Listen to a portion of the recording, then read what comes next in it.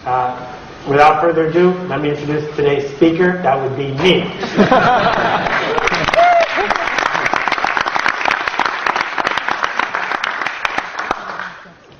So, there are a lot of things that people who do what I do for a living try to sell in terms of where you're going and what you need and what you want. And it takes a lot of hubris to do that, to stand up and say, I think this will benefit you, I think this is worthwhile. And I'm the first to admit that I'm standing here with a fair amount of hubris saying that. But I have a feeling that I do know what you want, and I think what you want is more. And by more, I mean more sales and more followers and more attention, more people knowing your idea, more faith in the future, more power to make things happen the way you want them to happen, more connections with other people, more, and more. Some of those things are related to business, some of those things are related to culture, but most of all, what people do for a living is they try to grow what they have. So I was thinking about that when I was thinking about a guy I know named Joel Spolsky. I'm in Joel's tribe, and by that I mean that I read Joel's blog. Joel has influenced me in the way I think about software programming, in the way I think about hiring people, in the way I think about how you build a company. So when it came time for me to buy software that would help track bugs in my startup company, there weren't any choices. Joel makes that, I bought it. And I bought it because of the relationship I have with him and because of the fact that over the years, his ideas have influenced me and have connected me with other people who share those ideas.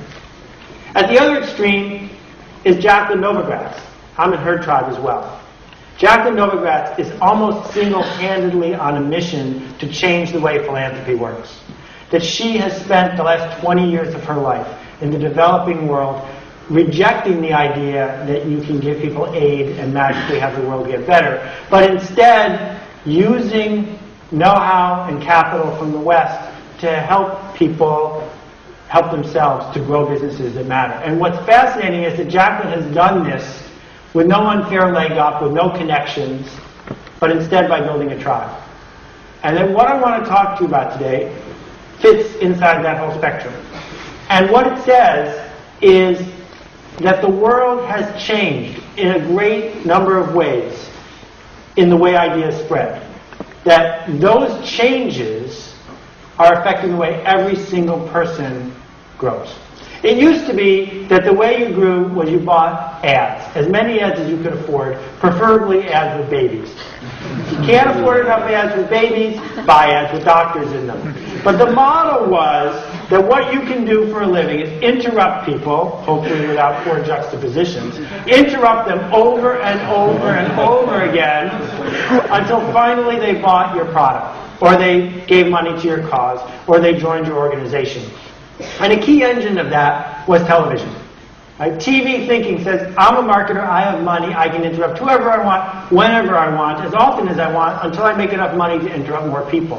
And the power of this thinking led to an explosion in mass media, particularly TV, which led to an explosion in clutter, which led to more and more and more choices, which led to all of these organizations who spend all their time interrupting as many people as they can to make money doing it by selling ads. And we all grew up with that culture. That's the way we think things are supposed to work. I'm going to grow by interrupting someone who doesn't want to hear from me and make enough money doing it to interrupt more people. That the shorthand version of it is you find exactly the right person, you assault them with an idea, and maybe, just maybe, you'll convert them into someone who is actually a customer. The timeline looks like this. So step one was Charlie the Tuna. Let's figure out something that has nothing to do with the product, put on a show, a jingle, maybe people will buy from us. Step two, let's spam people because we deserve it. It's our job, we have the right. So we will spam you by email, and spam you with robocalls, and spam you at home, and spam you at work. And we'll bother you with direct mail, and salespeople will call on you until finally you give up and buy from us. Then the internet came along, and we said, great, the idea virus, viral marketing, that's the answer. What we'll do is we'll just get people to all talk about us because we deserve it. And the sad news that I have to share with you I'm afraid, is that those days are now over.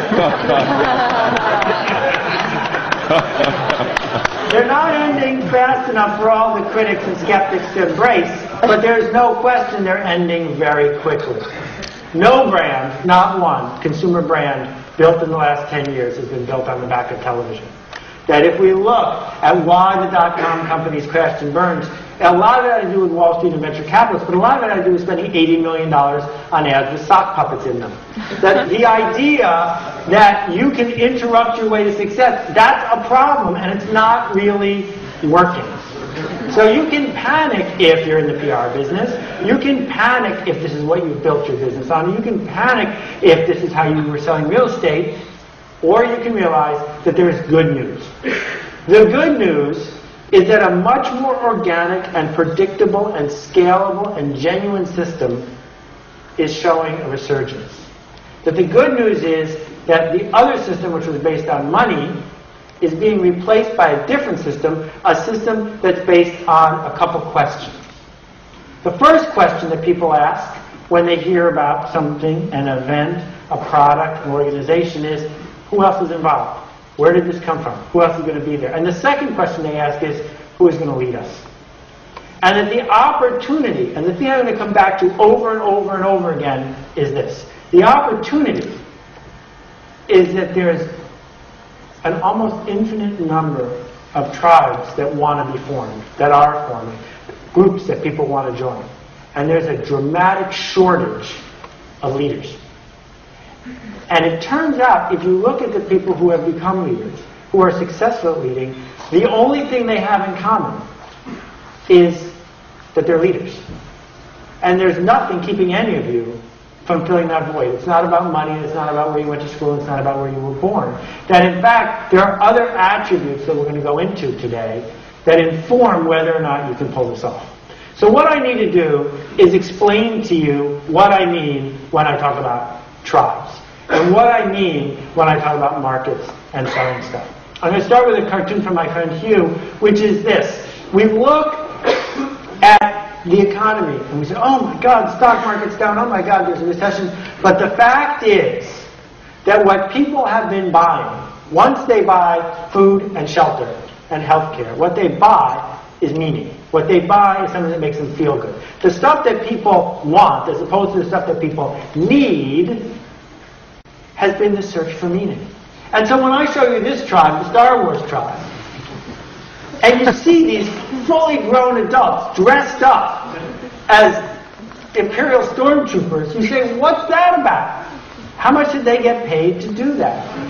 They didn't get paid to do it. They did it because it made them feel good. They did it because they want to belong to a group. Because belonging to a tribe is a fundamental element of being a human being. And during our lifetimes, there have only been 3 big tribes.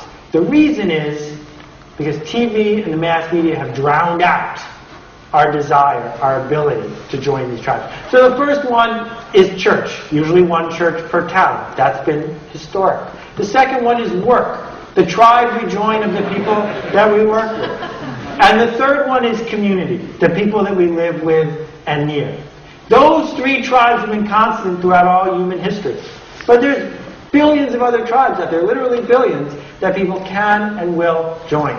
So the shift goes from, how do I yell at people who are carefully targeted, a hunting term, how do I yell at enough people to make me some money to get me an article written to sell a house, versus how do I create these movements so that people naturally and organically find each other and do what they want to do in the first place, which is connect.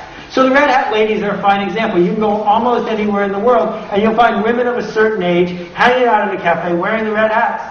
It just seemed to have sprung out of nowhere. But of course it didn't. Someone came up with it and it spread. And why do they do it? They're not paying or getting paid. They do it because of the way it makes them feel. Or the triathlon, with the silly bathing caps. These people don't even like swimming. Ask any of them. They hate the swimming part. So why exactly do they spend 9 or 11 hours doing it? It's because of the tribe, because of the connection. That what tribes are groups of people who share something in common, a mission, a language, a leader, a movement, someplace to go. That what the internet has done, the giant paradox here, it was supposed to homogenize everyone and make the world smaller. What it's done is made it so that Ukrainian folk dancers could find each other. Because you can't really Ukrainian folk dance by yourself.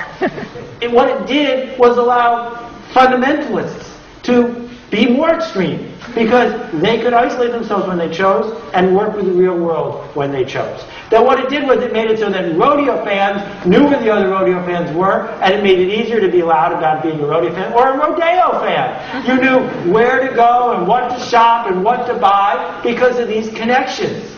Each group finding itself because it wants to. Now, a lot of this is based on ancient archetypes. You know, the warrior with his princess riding away on his steed.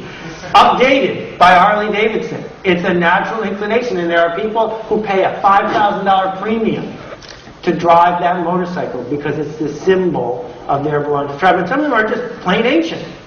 That these tribes have been around for a really long time. It's possible to own the intellectual property that an entire tribe is based on. If you're MGM, this is a good thing that every year on Halloween, millions of people dress up like Dorothy. So let's do a little experiment here. If you would.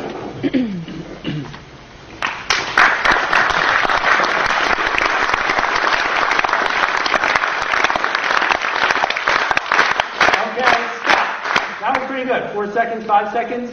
Every group I've ever tried that with over the years has been able to pull that off. And every group claps at a different rhythm. I did not show you which rhythm to clap, and yet you figured it out. How could that be? It turns out that human beings like doing what other human beings are doing. Not necessarily what all human beings are doing, but what other human beings in their tribe choose to do. It's important to us. And so we watch TV shows about fictional tribes, and amazingly, their habits and language and everything else leaks into the real world. And now those tribes show up in real life. That we don't have to wear a smock to trade stocks, even though sometimes it's pretty dirty. But the point is, these guys are wearing the red smock because it indicates to them that they're a member of a tribe. This is my favorite. They all share the same facial expressions when things aren't going well. Right? Why? Why is it? It's because culturally they like doing what other people are doing even when things aren't going well. Why do they wear white in the kitchen or white on a Navy ship? I don't know. It doesn't matter. What matters is that they're all in uniform for a reason. Because it connects them. Because it makes them members of a tribe. Silly hats work too. Hats all over the world. I have no idea what this girl's going to tell her family when she takes them home for dinner. But the point is that this was a choice by ordinary people who want to belong. These are members of an actual tribe, the Outdoor Competitive Ironing League. And they use battery-powered irons and go all over the world ironing. It seems silly unless you're in it. And when you're in it, it means you found some place where you belong. This, as you know, is one of my favorite pictures. It's a real photo. Apparently, volunteer firemen do this a lot. And then they train on a house that's going to be torn down anyway. And then they stop in the middle and take a picture of themselves. The picture is important. The uniforms are important. Volunteer firemen risking their lives for free. Because of the way it makes them feel, because of the way they connect them. Every night in America, women who work in an office, women with good jobs, instead of watching TV, go out and do roller derby and try to hurt themselves. For free. Because it matters.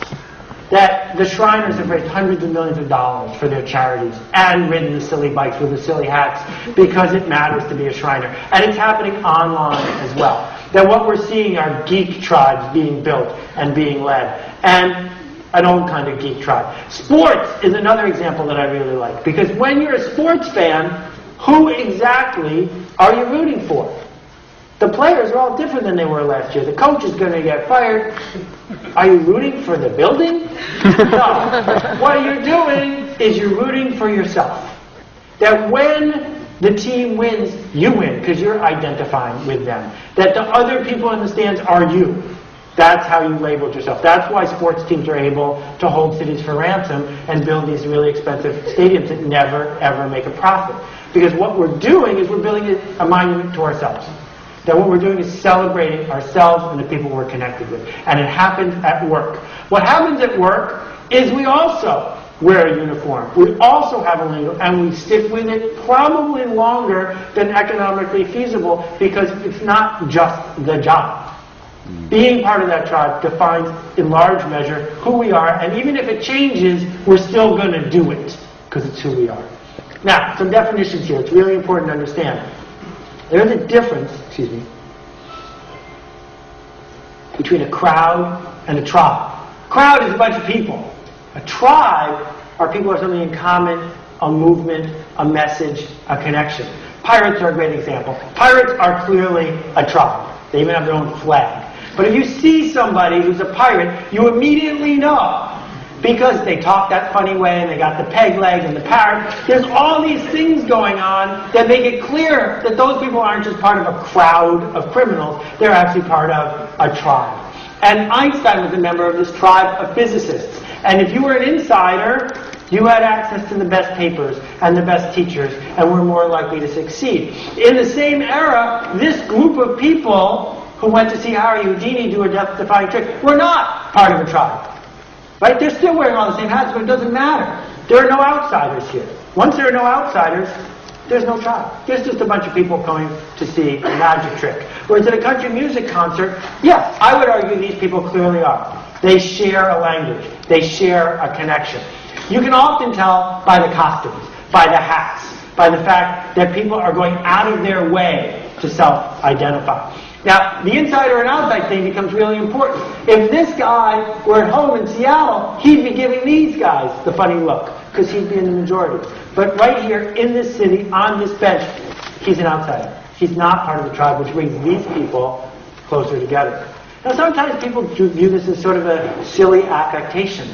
But the very same affectation can talk to bloodlines and generations through the years. People connecting to each other over history. But again, it's not about traffic jams. It's not about what you as a marketer are used to measuring. It's not about hits or page views or click-throughs. It's not about gross rating points. It's not about how many people you got to come to the grand opening of your supermarket. That is crowd generation. Give me money, I can buy you a crowd. Crowds are getting more expensive, but it can still be done. That's what marketers want to do because it feels like they're in control. It feels like they're in charge. But part of the message, and I'm working my way up to the real meat here, is that even though it's more difficult to earn a tribe, it's way more powerful. It matters. It's far bigger than word of mouth. It's way bigger than crowd generation. So here's an artificial Seth Godin chart with made-up data points in it that look really official. I was talking to Jim Collins. He and I don't know each other well. He taught me years ago at Stanford, but we haven't seen each other often. He gets up and he has real data. And I get up and I have make-believe data. And there's room for both of us in the world. So on the left, you see brand value increasing as the quality of tribal connection goes up. And just run any stock you want through this chart and you'll see that it works. That the Harley-Davidsons and the Apples of the world are over here because there's a high tribal connection. And then over here are people who might have the ability to generate a crowd, but it's not going to last. That what's really powerful, particularly for the people in this room, is the leverage that you get. Because it doesn't cost money to build a tribe. And once the tribe is in place, it grows organically and gets more powerful as it gets bigger. Here's a quick chart of Barack Obama's fundraising numbers. I've left out the last 2 months, which are way off the charts. And what you see is that someone with no real connections, with no real insider status, was able to generate millions and millions and millions of dollars from lots and lots of people doing it the new way, as opposed to doing it the old way. The Grateful Dead were doing this 40 years ago. We know that for at least 10 years, the Grateful Dead were the #1 grossing live act in the world. We're talking 40, 50, 60, $100 million in a year. Even though they only had one song hit the top 40 in their entire career. So how does that work? Because the Grateful Dead weren't in the business of selling records. The Grateful Dead led a tribe. They put on a rolling party. They went from city to city, and most of their fans went to every single one of the shows. Some came and some went, but that's what they were in the business of doing. That they gave the music because it was the soundtrack for the tribe. That the dress that evolved, the dancing that evolved, the lingo that evolved, the way that they could talk to each other, all of which connected people. And that's why when Jerry died, there was this loss, not because I can't listen to the records anymore, of course I can, but because the leader of the tribe was gone, leaving a hole in the middle of the donut. Here's a site you probably haven't been to called Piano World. More than 1 million posts so far. People go to Piano World and post things like, this top one, I'm going to have a party on September 6th in Auburn, Maine. Come play the piano. And 20 or 30 people will come to this woman's house where she has a Steinway, and they'll all play piano for each other. And they may not know each other when they arrive, but of course they do know each other, because they've met on the boards and because they love this central idea. It also works at work. This is a woman named Mitch Matthews. Mitch is Senior VP of Marketing at Microsoft. She runs a tribe of 2,000 marketers at Microsoft. None of them report to her, maybe 3. But they all talk the same. They believe the same things. They wear the same clothes, even though they work in offices across the world. Once or twice a year, they get together for a big event, which is where I met her. And what was fascinating is, by creating this culture, this belief system, she is managing them by leading them, by creating an environment where they're all on the same page. So yeah, the tribes thing works at work as well. This is a hero of mine named Bo Taylor. I never got to meet Bo. He died a few months ago. Bo Taylor grew up on the wrong side of Los Angeles. He was a member of the Crips. And he spent his entire young life, before he was 25, fighting against the Bloods to the death. That is a really profound, clear tribe, and with all of the things that go with that. And after the riots in LA, he realized what was happening and devoted the rest of his life to trying to get the two tribes to work together, to do something other than be committed to destroying each other. This is a friend of mine, Megan Casey. She runs the tribe at Squidoo. Now I have to use the word runs really carefully because you don't get to tell people in the tribe what to do. But you can lead them. You can give them a platform. You can elevate the people who are making the biggest differences and help them have more influence on the others. And that's what she does all day. There are almost no organizations I know of that have people who do that all day. But once you commit an organization to it, or the leader of an organization to it, it changes what you do all day. How many of you know who Gary Vee is? Right? Look at this. Here's a guy with no media connections, starting with no investment, who now has millions of people around the world who listen to him and follow him when he wants to talk about what he's passionate about. And that what he's getting really good at is connecting you to each other so that he actually has to spend less time doing it and more value is created. If we look at the nonprofit world, we've got Kiva versus United Way. Now, I'm a fan of the United Way. My dad ran it as a volunteer one year when I was growing up. But the United Way is all about the old way of doing it. Top down, payroll deduction. We'll go to big corporations and we'll interrupt you once a year to get you to pay us. Kiva said, wait, that's not the way it's going to work in the future. So Kiva doesn't want anyone to give them money. What Kiva says is, here's a bunch of people who want a loan. Here's a bunch of people who want to be connected to each other and make loans. Let's introduce them to each other and get out of the way. And as a result, fastest growing charity, probably in history, #1 charity online. So let's take a second here and talk about some of the dynamics of what's happening in this tribal thinking. It starts, as most of my thinking does, with the death of the factory. The factory thinking, making lots and lots of stuff and shipping it out, doesn't work like it used to. And factory thinking is built around the idea of a king. Royalty has affected the way we think about a lot of stuff. The king, his court, the decrees, following what the top leader says. And if you're a CEO of a major corporation, or you are a senior official in a major religion, you are used to standing at the front and shooting things at the back of the room. You have organized everything you're doing on this mindset. This mindset of saying, I am in charge, I worked really hard to get here, everyone else is downstream from me. The internet, of course, changes that. We don't have 6 degrees of separation anymore, we have 4, more and more people connected. But I'm not talking about how many friends you have on Facebook. It's irrelevant. I'm not talking about how big your LinkedIn network is. That's not a tribe. Those are people who really just won't complain if you spam them now and then. I'm talking about something more important. I'm talking about movements. Groups of people who want to make change happen. And that's important because things don't spread because you want them to. Things spread because other people want them to, because I want them to. I'm going to tell someone because it's good for me, not good for the guy who owns the Momofuku restaurant. So if you're the brand manager for Tide, you have a problem. And the problem is everything in your business is based on the old model, on your efficient factory, on your ability to get shelf space, on the money you have to buy ads. And if you're sitting there saying, I deserve a tribe, I deserve to lead people, how are we going to build a network for people who want clothes cleaner than clean? You're delusional. It's not going to happen. That doesn't mean you're going to go out of business, but it does mean you're not going to grow. Not going to grow like you used to, because none of us care about cleaner than clean. And until you come up with something we care about, we're going to ignore you. Really interesting to think about the Whole Foods market.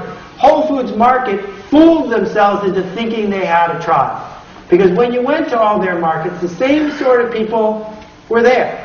And they gave each other a little nod, and they shared a lifestyle. But then Whole Foods said, wait, we're public, we need to make more money. Let's raise the prices, build more stores, get more people to come. Instead of saying, wait a minute, what we can do for a living here is be purveyors and connectors to a special tribe, right? A smaller tribe. Instead, they went the old model. They acted like Procter and Gamble. They viewed their customers as just customers, people to make money from. So we stop here and say where we are. Tribes are faster and longer lasting and more powerful, but they are not free. Right? They're not free because they take a huge amount of effort.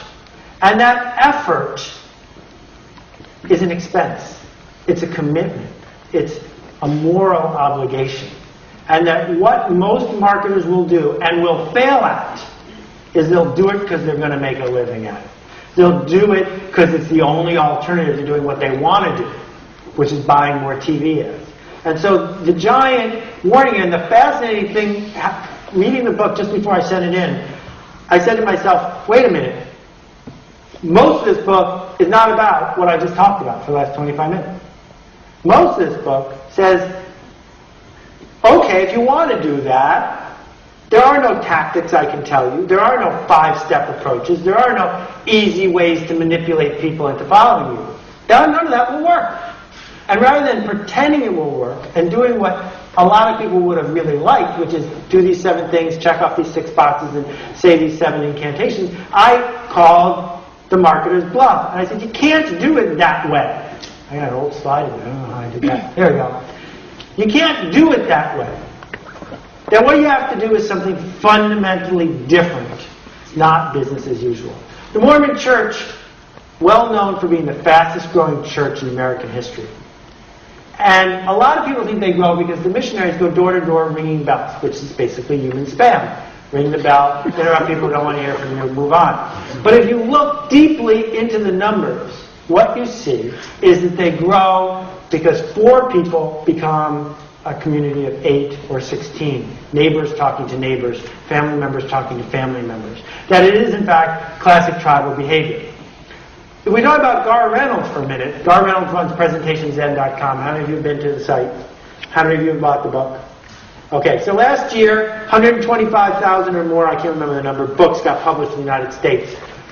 Among new authors, maybe 12 made it to the Amazon 500, and maybe 2 made it to the Amazon top 50 for the year, and Gar Reynolds was one of them. So I look at Gar Reynolds, and I don't know what he looks like, so I had to take a picture of one of his slides instead. The fact that I don't know what he looks like is important to the story. Because not only did I buy a copy of his book, but according to my Skidoo page, I sold hundreds and hundreds and hundreds of copies of his book, because I blogged about it, because I'm a member of his tribe. It's a movement of people who are sick and tired of bullet-filled, ugly PowerPoint presentations. And I benefit when that group of people, the ones that are making the ugly presentations, get the message that Gar is sending. And I find that when I meet someone who makes presentations like I make presentations, that we like each other. Just like sometimes when I meet someone in Whole Foods, it turns out we like each other. What Gar did, though, is he really led this tribe. He connected this tribe. He was generous with the tribe. He created a movement around an idea. And when the book came out, it was merely the document that we could use to give to the people who don't get it yet so they could start following. Or even more technical, Avinash Kaushik. How many of you know Avinash? Fewer, but still an amazingly large number. Another bestseller from an unknown author in 12 languages so far. Why? Because Avinash goes around the world meeting with tribes of people who are obsessed with measurement and analytics. Yes, there are people like that. And when Avinash meets them, he connects them to each other. Autodesk didn't realize there were all these other people at Autodesk who were obsessed with his way of looking at the world, but there were. And by creating a center where there didn't used to be one, he was able to connect people who desperately wanted to be connected to create a tribe. In the offline world, in the physical world, let's talk about the M.Dot triathlon. Turns out there's triathlons all over. I didn't tell that guy to tattoo the word tribe. He just did. Turns out that you can run a triathlon in your backyard if you live near a body of water, right? All you gotta do is swim 2 miles and do all that other stuff. Why then, if you didn't qualify for the real triathlon, the M.Dot triathlon, the one in Hawaii, why would you pay $40,000 to enter a race you know you're going to lose? Right? Because if you didn't qualify, you're going to lose. Because it's a tribal event. The M.Dot people are rolling in money because they figured out how to unite this group of people that had no one uniting them. Interesting rule about tribes. I've got a few here, some of which I learned from you in the online tribe thing. The reverse Groucho rule. Groucho Marx famous for saying, I don't want to be a member of any club that would have me. The reverse Groucho rule is, I don't want to be a member of any club that would have you. And then one of the challenges, think about that for a minute, one of the challenges that you have if you want to lead and run a tribe is that lots of tribes don't want to let other people in. Lots of tribes are quite content to keep it small, quite content to keep it special. Leave the riffraff out, please. And that overcoming that becomes important if you've made the choice that you need a big tribe. There are two things you can do with a tribe. One thing you can do with your tribe is you can make it tighter. Right? So you can take the existing group you've got and get them more committed. The Hare Krishnas are good at this. You got to wear the outfit, you got to be a vegetarian, you got to shave your head, you got to sing the songs. So it's not easy to become a Hare Krishna, but once you're in, you're in. The other thing you can do, though, is you can make your tribe bigger.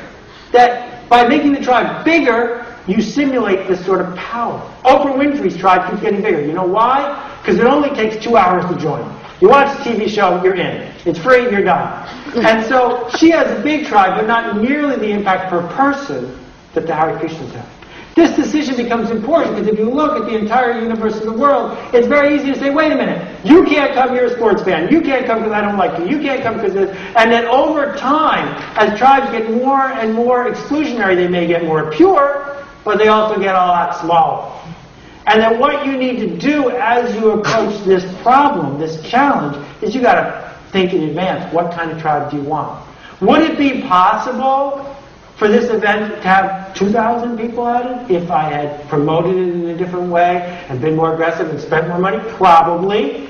But it wouldn't have been worth nearly as much because it wouldn't have been the right people. You're the right people. You're the right people because it wasn't that easy to get here. It wasn't that easy to find out about it. It wasn't that easy to jump through all the hoops. That's on purpose because it makes it tighter. And once it's tighter, it makes it more likely that the people who are doing it are committed. And when people are committed, things get done. That, in fact, you are no longer a marketing manager. Managers, by the way, don't lead. Managers take yesterday's work and do it again tomorrow, but a little cheaper. They know what they want and they know how it's done. Leaders aren't sure what's going to happen next. They just have a vision.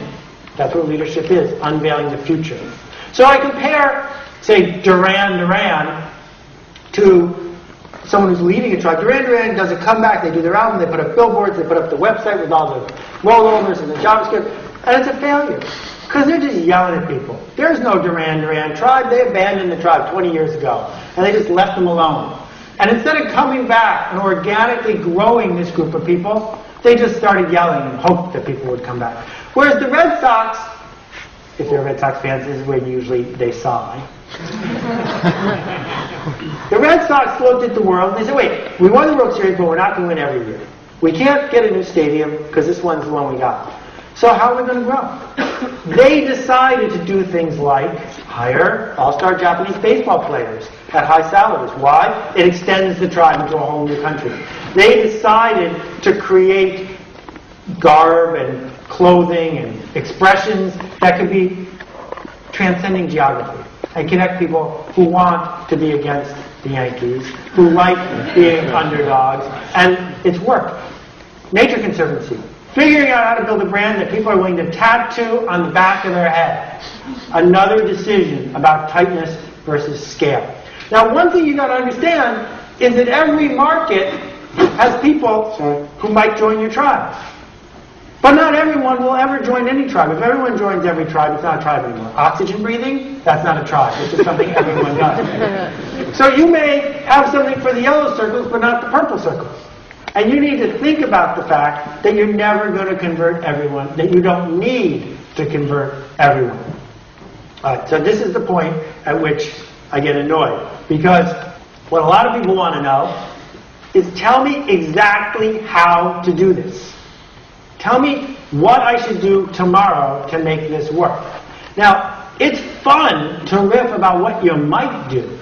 That this tribe that many of you belong to, which has thousands of people in it, we learned a lot doing it. But the stuff that we learned is useless to you because it's just a tactic. When I did a word map of my book, and what's fascinating about it is if you look at the words that show up the most often, they have nothing to do with what you should do exactly tomorrow morning at 10 a.m. That's not my job. My job is to make you uncomfortable enough that you're not doing something, that you will start looking at the opportunities in front of you and find the path to get there. That the problem, the challenge that organizations of every stripe have isn't that they can't do this, it's that they're not sold on wanting to do it. And that what we need to do before we're going to get the leadership we deserve, the leadership that we need, is we're going to decide that we need the leadership. Once we decide we need it, we're going to find it. So you could put up statues. That's a tactic that works. It builds long-term, multi-generational tribes. But wait a minute. These guys don't have any statues. And they don't have any of the dogma that someone else might have, but it worked for them. You take a look at a politician. The first time Al Gore was out there trying to build a tribe, he failed and didn't end up getting the White House. The second time, he used a completely different set of tactics and changed the way the world thought about global warming. You might not know this, but more than 1,000 people have paid money, gone to Nashville, and been trained in how to give Al Gore's slideshow. And every single night, somewhere, dozens of people are giving it. That it grows. They teach other people how to give it, and it grows. Here are two tribe leaders. What exactly do they have in common? It's not clear to me that I could say, these tactics are right and these tactics aren't right, or vice versa. That the tactics aren't as important as the results that you get. So if I look at CrossFit, a group of slightly mentally unhinged people who do insane exercises in gyms at night, outdoors, in the dark, and that post pictures of themselves ripping tendons and hurting themselves and bleeding and calluses. The point is that they do it because they want to. And that Coach Gary, who leads the tribe, figured out how to work with this tribe the way this tribe needed to be worked with. And as a result, there's tens of thousands of people across the country. Every time he opens a new gym or one of his followers opens a gym, it's instantly sold out. The classes are full, not because he's talking to me or to you, but he's talking to somebody else who really needs to hear it. And he's leading them the way they need to be led. So this is Laura Fitton. How many of you follow Laura on Twitter? A bunch. So Laura, stay-at-home mom, 2 kids, starts Twittering a couple years ago. Now she has thousands of people following her, and she makes a really good living consulting about social media. With no fancy business cards, no office, she works from home, and she's raising 2 kids. Why? Because she figured out how to lead a group of 2 or 3 or 4,000 marketers online, 180 characters at a time. And that idea that the tactic doesn't matter. It doesn't matter if it's Facebook or a stamp. It doesn't matter if you're doing it over the PA system at a school or marching down the street in the developing world. The tactic isn't the key. The key is getting in sync with the people who are actually going to be connected. Great story that I talk about in the book. I almost called the book Positive Deviance, but then it would have been a totally different book. Jerry Sternin is a researcher, I think, out of Connecticut. And he went to Vietnam to help alleviate childhood starvation, hunger, diarrhea. And the traditional way to do that would be to show up with a bunch of studies, a bunch of powdered milk, a bunch of money, and tell the people in the village in Vietnam exactly what to do. But what Jerry did instead is he and his partner went there and looked at the village until they found a family that was doing great, a family that wasn't malnourished, a family where the kids were doing fine. And he said to that woman, come, teach the people at the next hut, teach the people over here, teach the whole village. By finding a deviant who stands out by being better, not by being worse, and giving that deviant a platform, he led from the bottom up. Not a good expression, bottom up, but it's the best way I have to talk about it. That is where real leadership happens. That what's been fascinating for me with the tribe is my temptation was to do everything, and to say to do this, and to do this, and to do this, because I'm a leader, that's what I'm supposed to do. And I forced myself not to do that. And as a result, we're talking about thousands and tens of thousands of posts, and hundreds of groups. We're talking about being online at Sunday morning at 4:30, and there were 31 other people there. Right? That these folks, you, stood up and said, I want to lead this little bit, I want to lead this little bit. And many failures occurred. But that's okay, because no one really saw those. But when successes happened, when the positive deviants stepped up, it was easy to shine a light on them. It was easy to say, look what this person did, and look what that person did. And so the tribe gets stronger. If I look online at Etsy, Etsy is giving eBay a run for its money in the handmade crafts business. What you notice is that the people who sell on Etsy do a lot of the buying on Etsy. That the providers are also the buyers. What you notice is if you go to Etsy and become a new seller, ostensibly you're competition for the old sellers. But the old sellers will rush over and tell you how to do it better. That what has been built here is a very lightweight, from a top-down point of view, tribe. Or this is the Longaberger Basket Company. This is actually their headquarters. It looks like a basket. And the people who collect Longaberger baskets are also the people who sell Longaberger baskets. And they're obsessed with it just as much as the Etsy people are obsessed with what they're selling. What it comes down to is what Kevin Kelly talked about. This might be the whole world, but all you need is 1,000 true fans. All you need are 1,000 people who will cross the street for you, who will show up, not sure why, who will pre-order that item without actually understanding all its implications, because they're insiders. They're the ones you've persuaded. So if you're an author and you can't get 100 people to love your book enough to tell their friends, then you shouldn't publish your book. It doesn't matter how many blurbs you get. It doesn't matter how much bookstore display you get. If you can't get 100 people, you lose. That's a really hard thing for a lot of marketers to get through their head. So I'm going to let you think about that for a second. So I want to give you a couple examples of what's worked and what hasn't, and the thinking behind it, because I hope you'll see the variety that's here. This is one of my favorite examples to talk about. And now that my wife doesn't work at Audible/Amazon anymore, I'm allowed to talk about it. This is a Kindle, and it could have been an unbelievable home run. And maybe one day Jeff will make it that, but right now it's just an ebook reader. It's an ebook reader that I have to use by myself. And that the only way it sells is when someone likes it enough that they tell 2 or 3 of their good friends, you should get one too. And generally we're finding that women are the ones who are doing that, and most of the people who use a Kindle are women. But wait a minute. They had such an opportunity to lead and connect a tribe. Book readers are only 5% of the population. We're desperately looking for other book readers all the time. So why isn't it that I can get one of these for everyone in my book group, and as I'm reading, I can see what they're saying on each page about what I just read? Why can't I make it so that as a business person, when I look at business books to buy on the Kindle, I can't sort them by percentage of the book read before the person stopped reading it. Right? Why can't the whole thing turn into a communications platform that happens to have books as its fuel? Because if he had done that, if they had launched the Kindle that way, it would have become the essential element for all the people in the tribe. Because you needed to know what the other people were thinking. You desperately want to be connected. If there's only 400 people who read an obscure Ukrainian novel, don't you want to know who the other 400 people are, at least what they think of what you just read? You're dying to know who read that book that you just read, so that you can share, but you can't right now. Not with this, and not with a paper book. Part of the reason this is hard is because being a leader means doing something worth being criticized for. And your whole life, you've been told not to do that. First grade, second grade, fourth grade, 8th grade, 12th grade, don't wear that costume for Halloween. People might think you're a dork. Then we go to work, and there's the manual, and there's the supervisor, and there's the boss. Don't do that, you might get in trouble. You go to set up at the Consumer Electronics Show, don't plug that in, the electrician has to do it for you. Over and over and over again, we're told, don't do something that might get you put in the corner. But that's all leaders do, all day long. And we say, well, I'll do that when I'm the boss. I don't have enough leverage to do that right now. It's not my job. Well, I want to talk to you about a guy named Tom Barnett.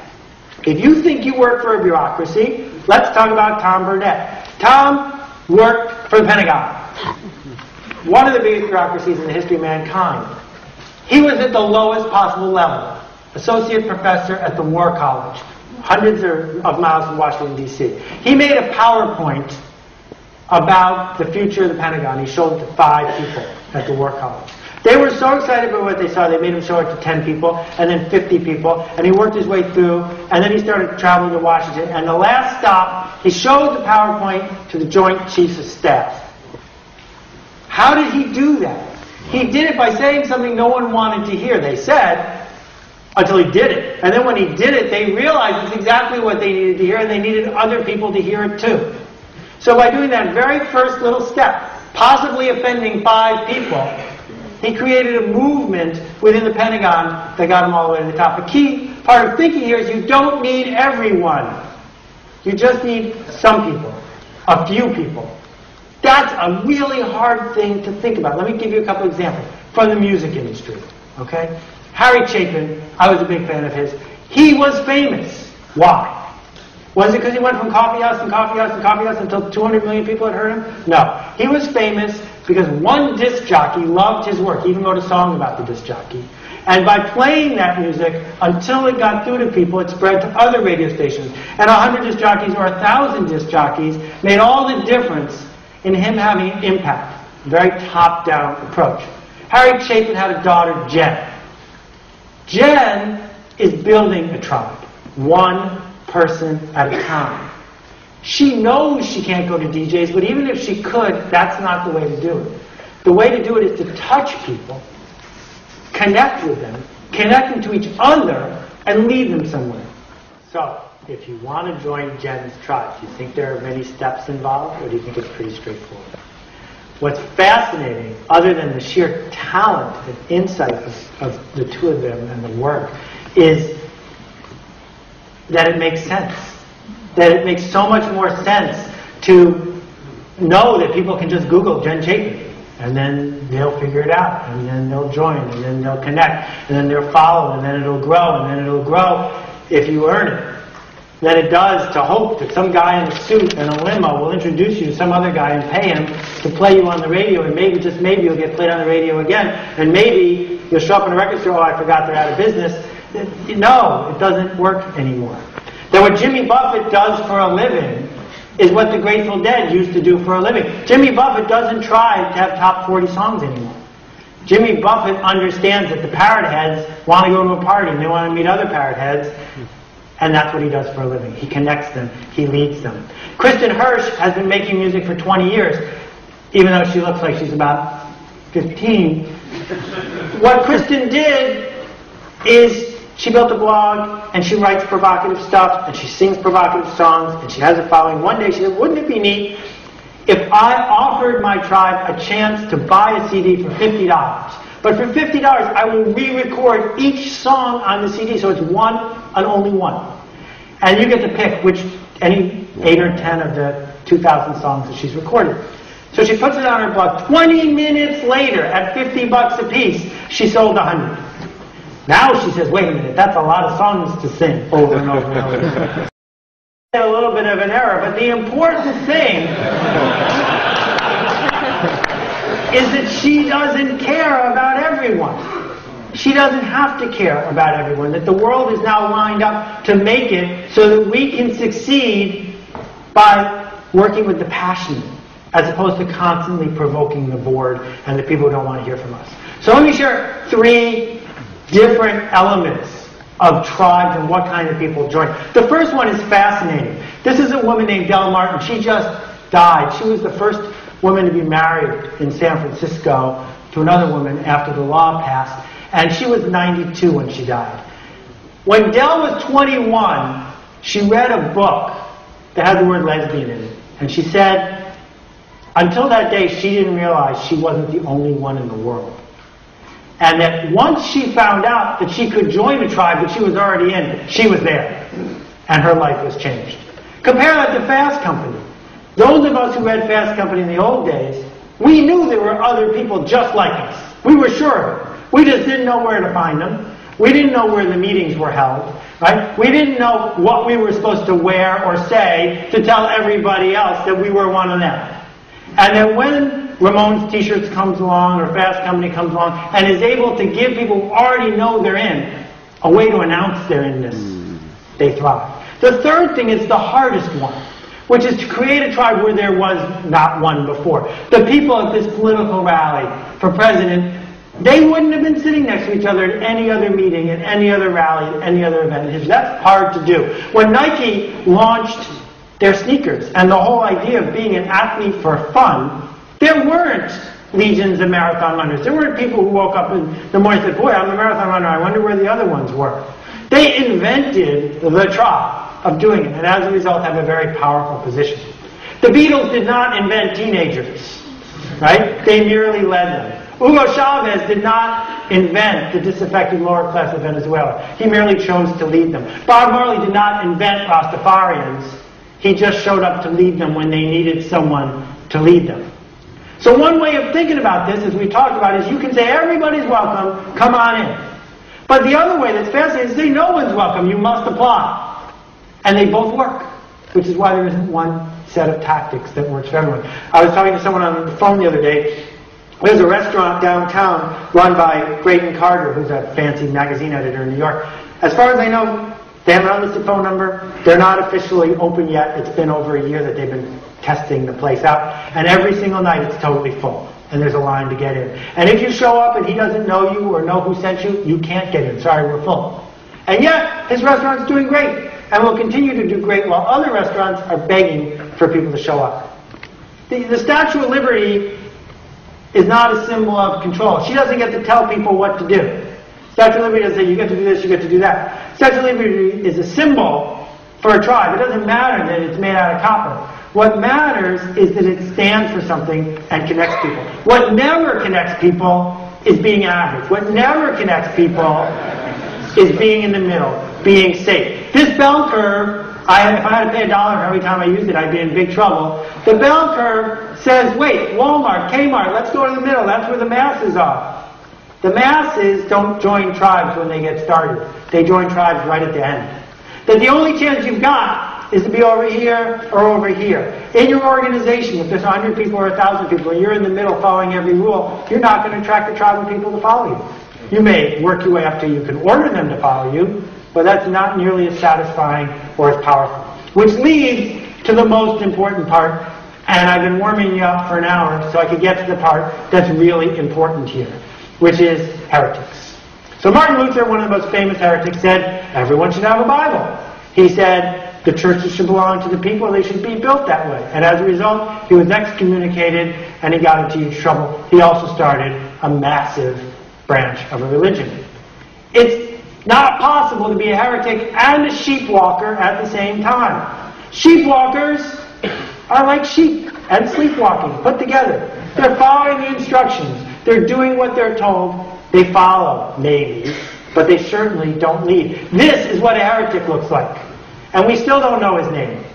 But what we know is that his ability to stand up for what he thought was right galvanized millions and millions of people. And sometimes it doesn't work. Sometimes it does work. This is my friend Robin Waters.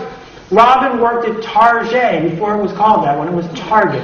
And Target was Kmart, but dustier. And it wasn't doing great. And she came up with the concept, working with a team, of let's get Michael Graves to make a teapot. Let's figure out how to bring in high design and low prices. The CEO didn't come up with that. She did.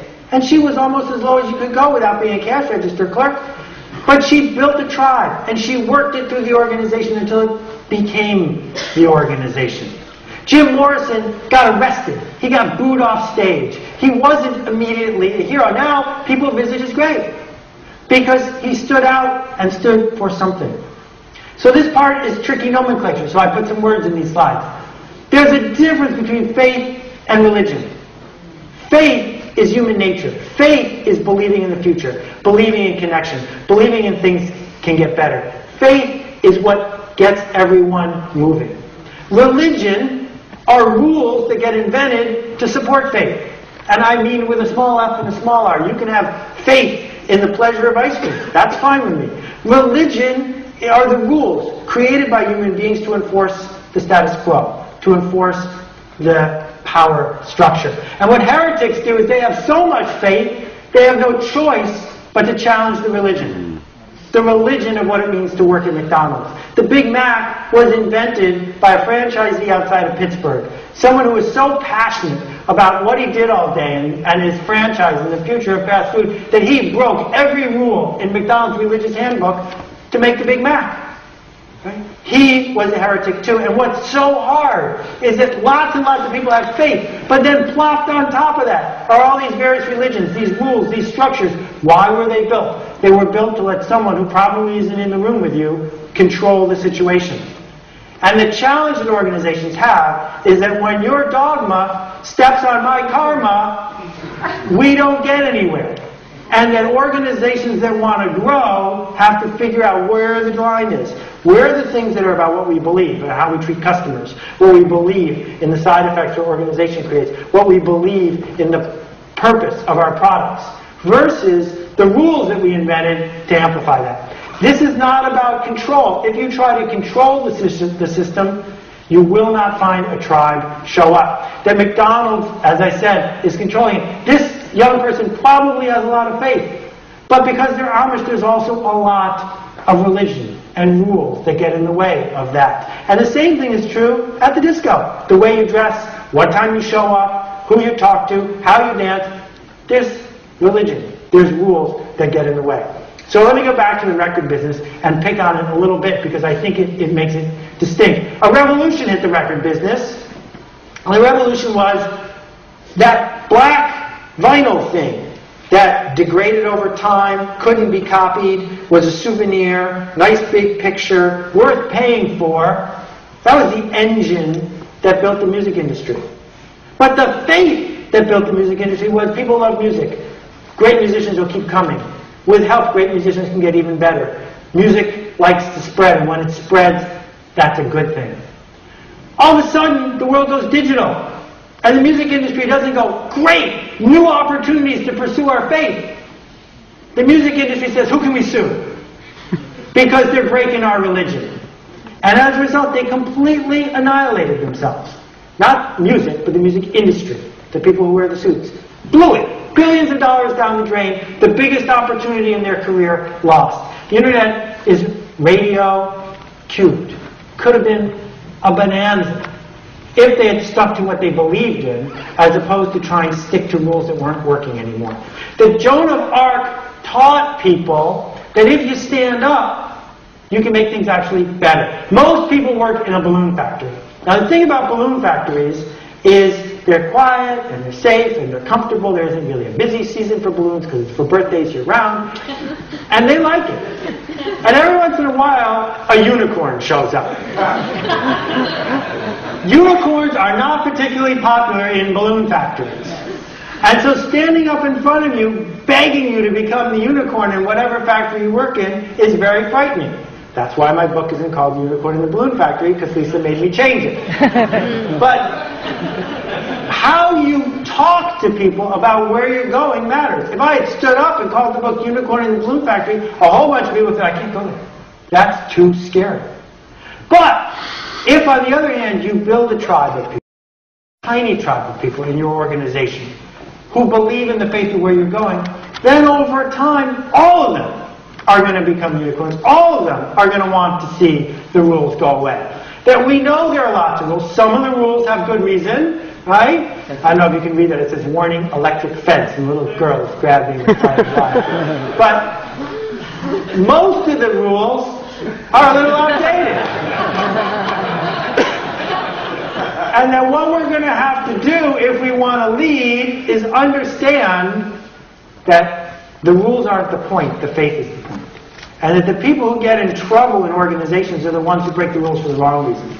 But in organizations, when you break the rules for the right reason, to serve a customer, to accomplish the organization's mission, to grow in the right way, nothing bad ever happens. The rules are there for the other people. So one of the ways we approach this is by getting rid of little no's. Little no's don't help us. What we're seeking is the big yes. Not go to your boss and say, I went to see Seth and I got this great idea, can I do it? Because if you say that to her, of course she'll say no. You know why? Because if it fails, you blame her, and if it succeeds, you'll take all the credit. Why on earth would she say yes to that? What you do is you find the moment when you have the following, when you've built the proof, when the thing is moving. That's when you're going to get a big yes. Red Maxwell, a dear friend of mine, has a daughter, Cassie, who has juvenile diabetes. Red is impatient. Red is not willing to wait for a bureaucracy to figure out how to get its act together to help Cassie get better. So Red's a heretic. Red is trying in every direction he can, with as much energy as he can, to build a tribe of people who are actually changing things.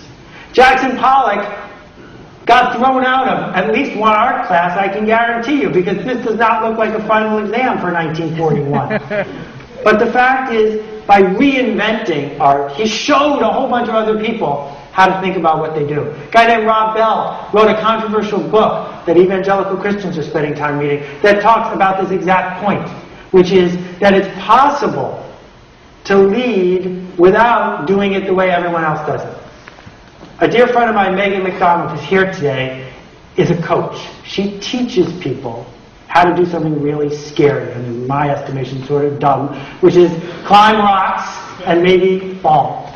But most of the time, not fall. And the way she coaches is not by acting like Vince Lombardi. Not by saying, everyone go do this, everyone go do this, yelling, yelling, yelling, humiliating the way we've seen so many sports coaches do it. What she does is she assembles groups of people, and she talks to them in a whisper sometimes. And then she leads them to where they need to go and walks away. And the group leads itself from that point. They coach each other. 12-year-olds helping 14-year-olds figure out their way through a rock problem. That what we see is that being a community organizer, organizing people to make a difference, is the way you make change happen. That what we see is that it's not about top-down yelling. It's about making the choice to lead. And where we're coming full circle here is that the definition of marketing, if I'm right, is now no longer clever copywriting or interesting media buying or even how do I cut 5 cents out of the cost of that product. That the future of marketing is deciding to be a leader. So, 7 elements that I think leaders have when they're working with a tribe. First, they challenge people. They push people outside their comfort zone because you don't need to join a tribe to be safe. Second, they create a culture for the tribe. All tribes have some level of culture. If the leader works hard to create that culture, that tone, then it's more likely to catch on.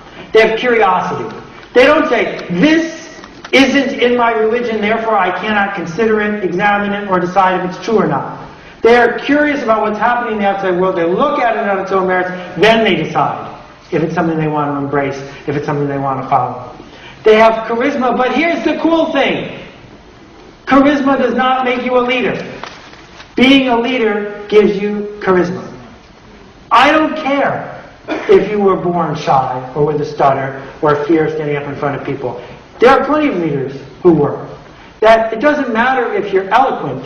It matters if you choose to do this. And by doing it, you become charismatic. Because leaders communicate to the people in their tribe. They do it often, they do it well. And then they connect the people in their tribe to each other. And lastly, they commit. They commit to the movement. The movement can tell when you haven't made that commitment. So these are my business cards. Maybe your picture's here. And I think at least one of you, I recognize someone. There you are. You're even nicer in person. Thank you for coming.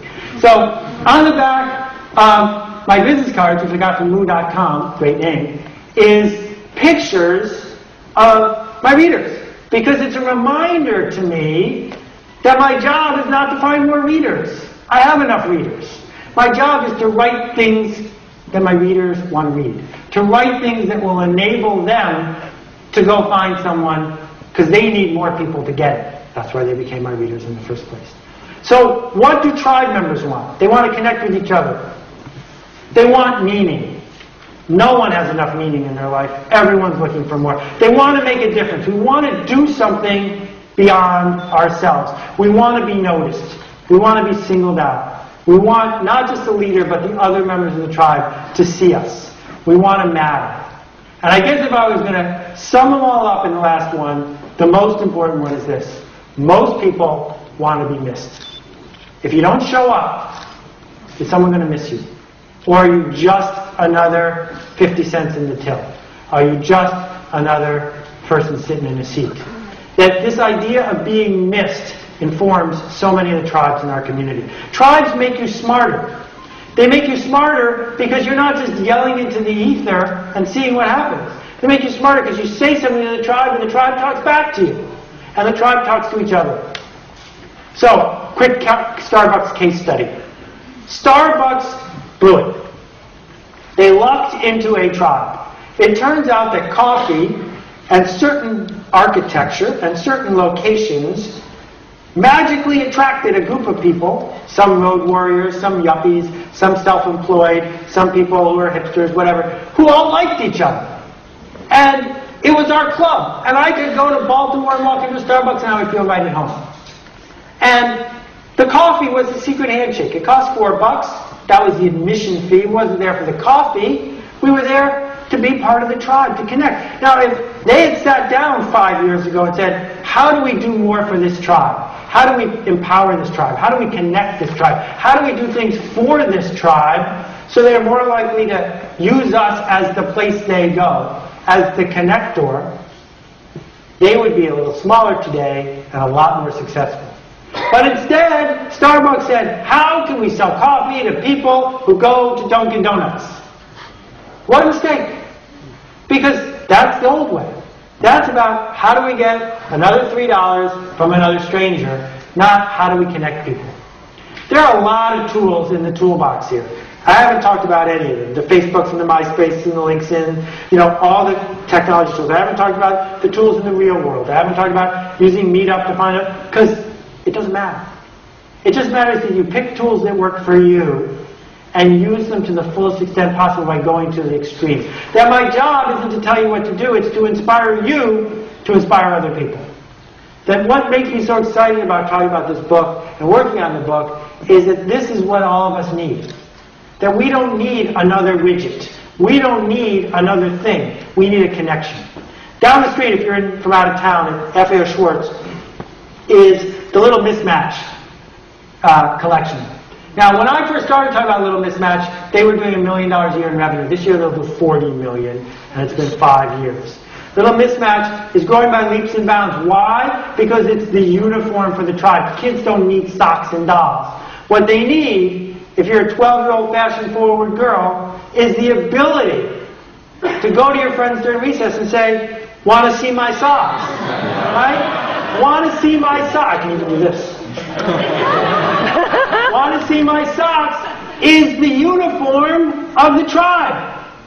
And as long as Little Mismatch understands that that's what they do for a living, they're going to do great. It's about this. If I had a button, it would say this. Am I doing it for my tribe or to my tribe? 4 versus 2. Because marketers do things to people all the time, especially the spammers who call you at home during dinner. They're doing something to you. And they think they deserve it. They're entitled. Well, you're not on the do not call list, but it's wrong. But they do it to us because that's the way it's always been done, because that's their job. And what leaders do, what people with tribes do, is they do it for us. So the last story, I think, is about another hero of mine, a guy named Nathan Winograd. Nathan Winograd went to work for the SPCA of San Francisco. Number 2 guy there. His boss looked at the statistics and realized that 4 million dogs and cats were murdered, not put to sleep, but actually murdered every year by humane shelters around this country. That humane shelters were started originally in New York to get stray dogs and cats off the street. Not to let families have adoptions around Easter, but no, to get them off the street, whatever happened to them, the city would pay you money. And Nathan and his boss looked at us and said, this cannot stand. We're taking, within 24 hours of taking them off the street, we're just killing all these animals. They committed, there's that word, to make San Francisco a no-kill shelter. And the insider community freaked out. That's completely unacceptable. When they went to the San Francisco board to get a law passed that would permit them to do this, members from humane societies across the country flew to San Francisco to testify against them. How dare you? It can't be done. It's the wrong thing to do. But they persisted. And Nathan reached out, not to the insiders, but to the outside community, raised more money than had ever been raised by any humane shelter. And got San Francisco to be a 95% no-kill city. The only dogs and cats killed in San Francisco were aggressive or rabid or sick. And I said, well, yeah, that's San Francisco. So he left there and went to Tompkins County, New York, which is a rural community near Utica. Poor, not yuppie, no budget, running a tiny animal shelter. He took it from 100% to 5%. Once again, using nothing but community volunteers and community money, led a tribe, changed it. Then he went to North Carolina, did it again. Then he went to Reno, and he did it again. City after city after city. One guy, no money, no authority, no budget, changing the lives of millions of animals. But more important, I think, changing the lives of tens of thousands of volunteers who found a sense of meaning, who found something to commit to, who found a way to connect. So the question I ask you is, where's yours? That it turns out, unfortunately, this is not an opportunity. Now that you know about it, it's an obligation. That what you have to do, if you want this world to be better, if you want your life to be better, is you have to do this. The only reason you won't is because you don't want to, not because you can't. And I'm betting, with all the hoops you had to go through to get here, with all your enthusiasm, with all your smarts, that it's you, the people in this room, who can be that. Thank you for your attention.